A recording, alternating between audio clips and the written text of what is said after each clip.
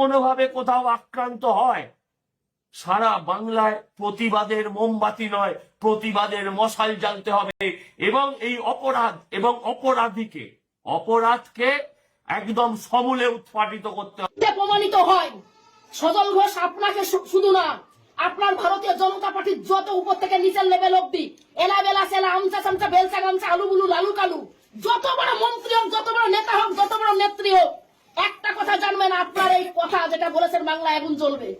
আপনার এই কথার জবাবে স্বপ্না ভাদুড়ি দেবে, এটা আমি চ্যালেঞ্জ করলাম। স্বপ্না ভাদুড়ি চোখে চোখ রেখে প্রতিবাদ করতে জানে, কারণ আজকে এনার মুখে দাড়ি বলে এনার অপরাধ, ইনি মুসলিম বলে অপরাধ, ইনি মুসলিম সম্প্রদায়ে জন্ম নিয়েছে বলে অপরাধ। সজল ঘোষ মহাশয়, আপনাকে এবং আমি শুভেন্দু অধিকারীকে একটা কথা বলতে চাই, ভালো করে কানে শুনে নেবেন, যদি কানের প্রবলেম থাকে ইএনটি ডক্টর দেখাবেন।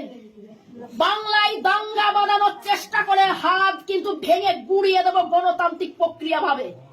একটু এক করুন, 2026-এ এই বাংলার মানুষ আপনাদেরকে